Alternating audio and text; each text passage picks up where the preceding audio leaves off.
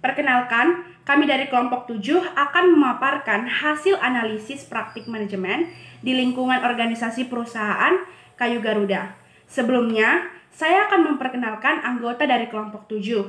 Ada saya, Dinesia Esther Hesrika, ada Bintang Putri Ramadhani, ada Giriawan Gian Ramadan, ada Haifa Salsabila Hutomo, dan ada Michelle Santika. Yang pertama itu, gambaran industri. Kementerian Perindustrian menilai industri pengolahan kayu di tanah air terus bertumbuh, bahkan setelah mengalami kontraksi pada tahun 2020.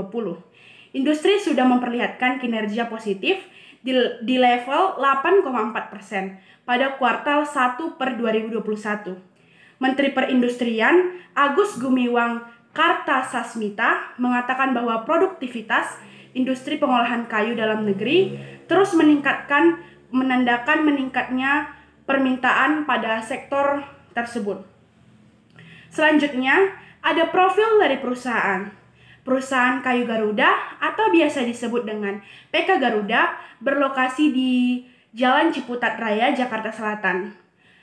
Perusahaan ini didirikan sejak 14 Januari 1992. PK Garuda bergerak di bidang kayu dengan beraneka jenis kayu untuk keperluan bangunan dan furnitur. PK Garuda biasanya menerima pesanan kusen, pintu, jendela, anak tangga, dan lain-lainnya. Nah, selanjutnya ada profil dari narasumber. Ibu Tri Asma Puspita, salah satu karyawan dari PK Garuda. Beliau merupakan karyawan di bagian accounting officer yang sudah bekerja dari tahun 2007. Selanjutnya, ada bagian teori dan analisa yang akan dilanjutkan oleh Bintang. Yang pertama ada isu-isu budaya organisasi. Menurut teori, budaya inovatif dilakukan secara bersama-sama dengan organisasi yang inovatif akan mendorong pada peningkatan produktivitas, menjadikan sumber daya manusia yang kreatif, inovatif, dan produktif. Maka secara otomatis juga akan membawa organisasi pada pencapaian yang telah ditetapkan secara maksimal. Menurut analisa kami, PK Garuda merupakan salah satu perusahaan yang menciptakan budaya inovatif. Para karyawannya dibebaskan untuk menyuarakan pendapat dan saran yang nantinya akan sangat berguna untuk kemajuan perusahaan. Lalu, terciptanya sikap keterbukaan, saling mendukung, dan menghormati satu sama lainnya sangat diutamakan dalam PK Garuda. Lalu, untuk menciptakan lingkungan yang nyaman, perusahaan atau organisasi yang bisa merangkul dan memahami setiap anggotanya. Dengan begitu, seluruh karyawan pun merasa termotivasi untuk melakukan pekerjaan mereka dengan sebaik-baiknya. Di sini saya akan menjelaskan tentang manajemen di lingkungan global. Dalam manajemen di lingkungan global, ada beberapa kemungkinan sikap global, yaitu etnosentris yang merupakan pendekatan dan praktik kerja terbaik adalah yang dimiliki oleh negara asal atau negara sendiri. Banyak studi dan peneliti menunjukkan bahwa perusahaan-perusahaan yang beroperasi di berbagai negara telah mengalami peningkatan dan profitabilitas secara signifikan dibanding hanya melakukan secara domestik saja. Ada 4 tipe perusahaan internasional, yaitu multinasional, multidomestik, global, dan transnasional. Dalam teori tersebut kita bisa menjelaskan bahwa PK Garuda lebih memfokuskan penjualan domestik dan mempertahankan nilai kayu lokal perusahaan Kayu Garuda sehingga saat ini mereka tidak memiliki anak perusahaan di luar negeri. PK Garuda juga tidak melakukan kegiatan ekspor impor, tetapi beberapa produk yang dijual sudah banyak dibeli oleh klien luar negeri. Walau PK Garuda tidak melakukan kegiatan ekspor impor, tetapi perusahaan ini telah bisa dikatakan sudah menerapkan manajemen global atau go internasional. Hal kecil yang dapat membuktikannya adalah PK Garuda menggunakan mesin-mesin penunjang proses produksi buatan luar negeri karena terpercaya dapat menghasilkan hasil yang maksimal.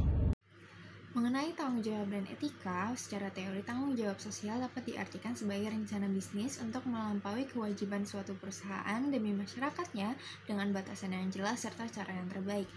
Sekarang pun manajer mempertimbangkan dampak-dampak organisasinya terhadap lingkungan dan ada sekitar 4 pendekatan yang manajer tersebut dapat gunakan. Yang pertama ada pendekatan hukum, pendekatan pasar, pendekatan pemangku kepentingan, dan pendekatan aktivis yang terakhir. Jadi menurut analisis kami terhadap PK Garuda, yang mana salah satu contoh perusahaan yang memiliki korelasi langsung dengan lingkungan alam, mereka memastikan telah berkontribusi memenuhi kewajiban sosialnya. Limbah-limbah kayu dengan bentuk-bentuk yang beragam tersebut bisa saja langsung dibuang tanpa memiliki manfaat lain. Namun, mereka memutuskan untuk memberikannya ke sebuah pabrik tahu dan perusahaan jasa oven kayu untuk digunakan dalam proses produksinya. Selanjutnya kami akan membahas bagaimana pengambilan keputusan di perusahaan ini. Sebelumnya, semua analisis materi kami didasarkan dengan teori yang tercantum pada buku manajemen Robbins dan Coulter, jilid 1 dan 2. Pada teori kali ini menjelaskan bahwa jenis keputusan yang menjadi hasil akhir akan berbeda-beda tergantung dengan sifat masalahnya. Jika masalah yang datang sudah layaknya rutin atau berulang, maka disebut dengan masalah yang terstruktur dan keputusan yang terprogram. Sebaliknya, jika masalah baru yang tidak biasa datang dan informasinya tidak lengkap, maka disebut dengan masalah tak terstruktur dan keputusan yang tak terprogram. Dari teori tersebut dapat kami peroleh bahwa PK Garuda sudah memahami bagaimana pengambilan keputusan yang bijaksana dan efisien. Contohnya adalah masalah skala kecil ketika mesin produksi mengalami kerusakan atau error. PK Garuda akan langsung mengevaluasi apa penyebabnya dan akan langsung memanggil teknisi terpercayanya. Hingga skala besar yang dialami seperti saat ini, yaitu datangnya pandemi COVID-19 yang dimana hingga saat ini PK Garuda menghimbau seluruh karyawan dan konsumen yang datang untuk selalu mematuhi protokol kesehatan 5M.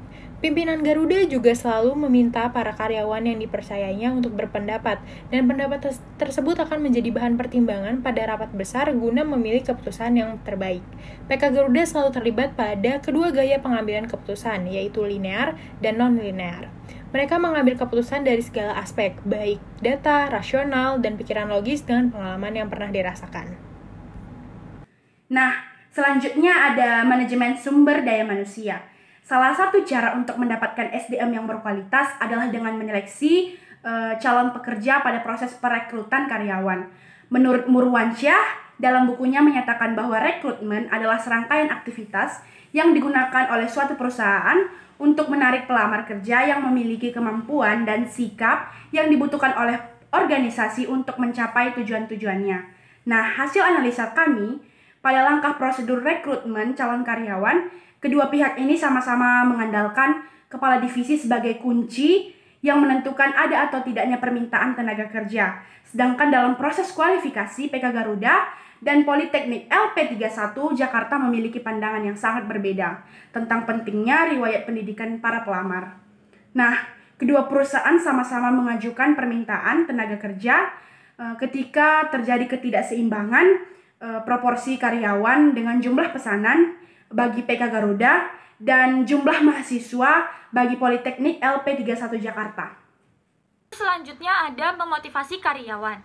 Teori yang dikemukakan oleh MC Greger yaitu teori X dan teori Y, di mana teori X ialah pandangan negatif orang-orang yang memandang bahwa para pekerja ini tidak memiliki sikap ambisius dalam melakukan pekerjaan, tidak menyukai pekerjaannya, dan selalu menghindari tanggung jawab. Teori Y ini kebalikan dari teori X, yang dimana mereka menyukai pekerjaannya dan sangat berkomitmen dalam memecahkan masalah serta bertanggung jawab. Menurut analisis kami, karyawan PK Garuda tentunya pernah mengalami mental breakdown atau hilangnya motivasi untuk bekerja. Sudah menjadi tanggung jawab bersama untuk menyemangati dan memotivasi karyawan tersebut, seperti yang saya jelaskan tadi di budaya inovasi. Biasanya, para karyawan yang sedang mengalami penurunan performa kerja akan diminta untuk terbuka tentang apa yang sedang dialami dan mereka akan bersama-sama membantu memecahkan permasalahan tersebut. Jadi kesimpulannya, PK Garuda telah menciptakan budaya inovatif secara sukses. Seluruh karyawan di PK Garuda memiliki kontribusi yang tinggi terhadap perusahaan melalui berbagai aspek, dan karena itu PK Garuda terus menghasilkan keputusan-keputusan efektif karena selalu percaya dan memberikan kebebasan terhadap karyawannya, mulai dari menyampaikan ide sampai memberikan masukan. PK Garuda juga akhirnya menjadi terdorong untuk menjadi berani dan meningkatkan bisnisnya menjadi go global melihat perkembangan tersebut. Dan tentunya dengan rencana peningkatan besar tersebut, PK Garuda telah memenuhi seluruh kewajiban sosialnya, dan sebagai karyawan lama yang melihat langsung perubahan-perubahan dan perkembangan PK Garuda, mereka menjadi terdorong untuk merekomendasikan calon tenaga kerja kenalan mereka untuk perusahaannya. Oleh karena itu, saran dari kami kelompok 7 kepada PK Garuda adalah untuk mempertahankan atau meningkatkan hal-hal yang memberi dampak positif terhadap perusahaan, seperti budaya organisasinya yang inovatif, lingkungan kerja yang suportif dan nyaman, sampai cara proses pemecahan masalahnya yang efektif. Selain itu, PK Garuda harus berani untuk memulai hal yang baru seperti mencoba untuk mengekspor produk dan jasanya ke luar negeri, ikut melaksanakan aksi reboisasi atau aksi-aksi penanggulangan kesejahteraan alam lainnya, dan terakhir mengutamakan lowongan pekerjaan untuk umum daripada hanya untuk di sekitar relasi karyawan lama. Dan itu saja dari kami, kelompok 7, tentang analisis praktik manajemen di lingkungan organisasi perusahaan Kayu Garuda. Terima kasih.